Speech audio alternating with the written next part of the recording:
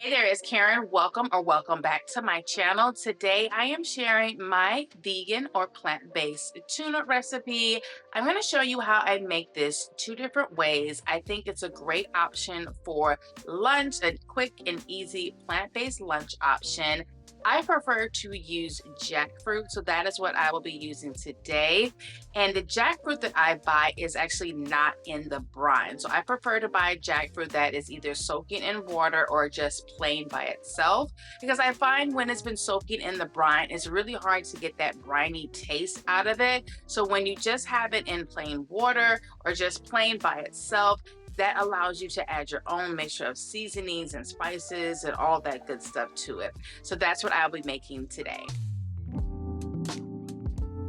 I like to mash the jackfruit with a fork just because it gives it that more kind of like tuna texture to it. And if you get like tuna, like from a can or something like that, it looks very similar to what this looks like. And instead of mayo, I am using just some plain plant-based yogurt with a little bit of lemon juice.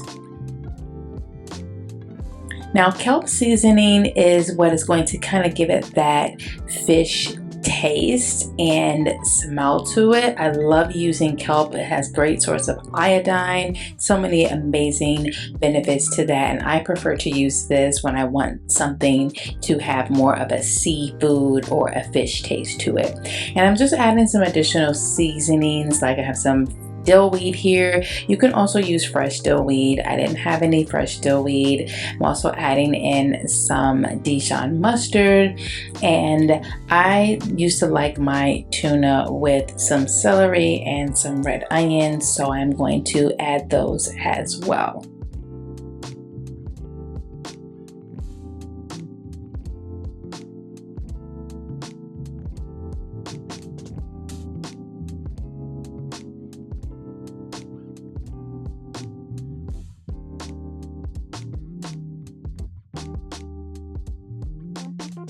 Now, growing up, I really loved tuna fish. Like, we would have that as a quick little lunch with some saltine crackers or on some toasted bread.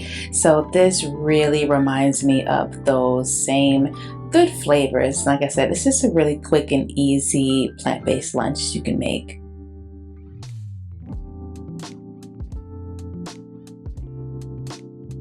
Now, the first way that I had this is using some avocados, which is basically making some stuffed avocados.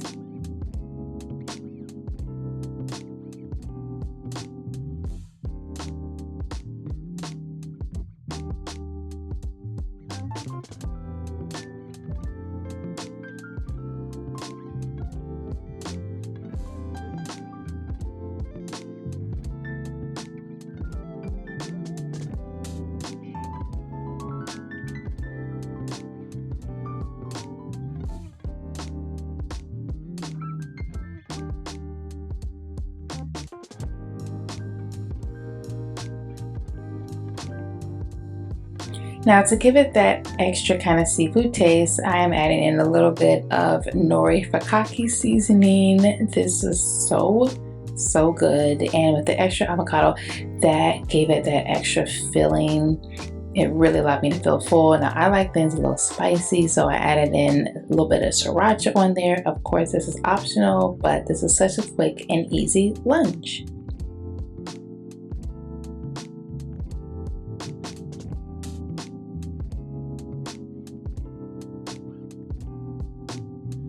Now, I am experimenting with baking some bread. This is actually a really easy buckwheat bread that I made, and I will leave that recipe in the description box. It's literally like two ingredients. It was so simple and easy to make, but this is my first time trying it, and I actually really like the way that it came out. I used a smaller bread pan, but don't come for me in the size of the bread, but it actually turned out really good. So to my sandwich, I am adding in some heirloom tomatoes. I love heirloom tomatoes, some more of that red onion, and a little bit of leafy greens.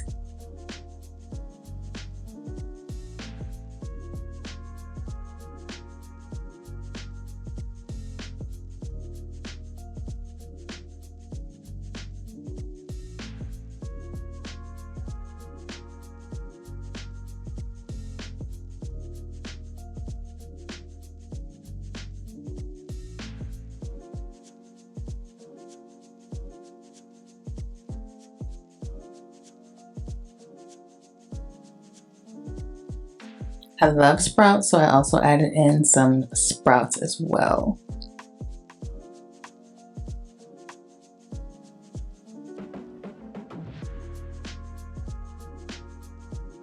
Now I wanted to be a little extra with my sandwich and really give it that lunch feel.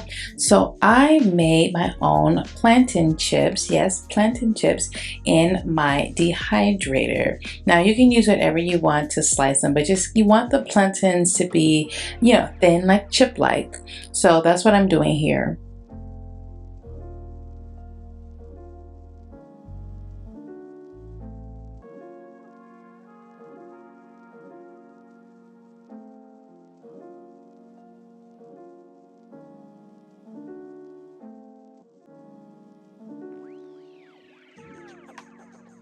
Now, after placing these on my dehydrator rack, I decided to make jerk plantain chips. So I'm just sprinkling some jerk seasoning that I got from my local farmer's market, and I placed that in my dehydrator until everything was completely dry, and they do turn out nice and crispy, as you can see here.